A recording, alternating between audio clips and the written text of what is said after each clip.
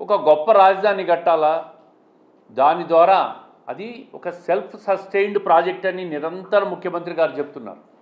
రాష్ట్ర ఖజానా నుంచి ఒక రూపాయి కూడా దాన్ని ఖర్చు పెట్టడం లేదని చెప్తా ఉన్నాడు. పూర్తయిన తర్వాత దాని నుంచి సంపద వస్తుంది. ఆ సంపద అంతా రాష్ట్రంలో అభివృద్ధి కార్యక్రమాలకు ఆ లోన్ అప్పు తీర్చడానికి నిరంతరం పనిచేసుకుంటే బ్రహ్మాండంగా తయారవుతుంది అని నిరంతరం చెప్తున్నాడు. ఆయన ఒప్పుకుంటున్నాడు. మళ్ళీ ఈరోజు నిన్న రాజధాని మీద తీర్మానం చేస్తే మళ్ళీ వ్యతిరేకంగా మాట్లాడతారు. రైతులందరికీ డబ్బులు రావడం లేదంట.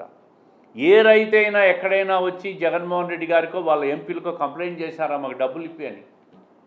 నువ్వు రాజధాని మార్చినావని చెప్పి మహిళలు ఏడ్చి 1600 రోజులు ఉద్యమాలు చేస్తే మహిళలను చూడకుండా ఈడ్చుకుపోయి జైళ్ళల్లో వేసి రోడ్లలో ఈడ్చుకుపోయి వాళ్ళ మీద దాడులు చేసినావు. ఏ ప్రాంతమైనా ఈరోజు అమరావతి రాజధాని వద్దని చెప్తా ఉందా? ప్రజల నుంచి ఆ స్పందన వచ్చిందా? ఎక్కడి నుంచి రాలే. ఎవరు దాన్ని అపోజ్ చేయడంలే. ఒక్కసారి ఈ జగన్మోహన్ రెడ్డి గారు ఆస్ట్రేలియాకు పోయి ఆ దేశంలో ఉన్న రాజధానిని చూడాలి. ఆ దేశంలో నడిపోతున్న క్యాన్బెర్రా అనే రాజధానిని ఏర్పాటు చేశారు.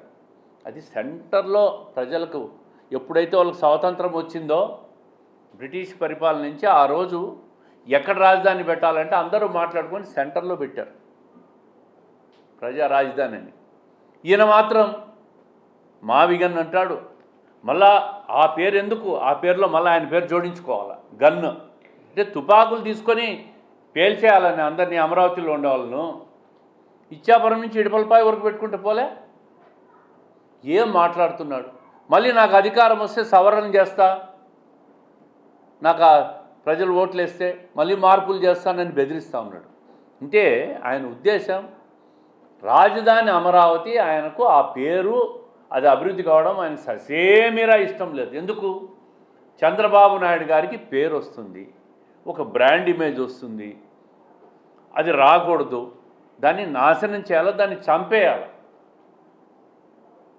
5 సంవత్సరాల అధికారం ఇస్తే ఒక అద్భుతమైన రాజధానిని నాశనం చేసి రాష్ట్రాన్ని 5 లక్షల సంవత్సరానికి 1 లక్ష కోట్లు 5 లక్షల కోట్లు అప్పులు చేసి ఈరోజు ప్రభుత్వం ఈరోజు 9 లక్షలు 10 లక్షల కోట్లకు నీ పుణ్యమైన అప్పులు చేరుకుంది. రాష్ట్రం విడిపోయినప్పుడు 3.5 లక్షల కోట్ల అప్పులు ఉన్నాయి.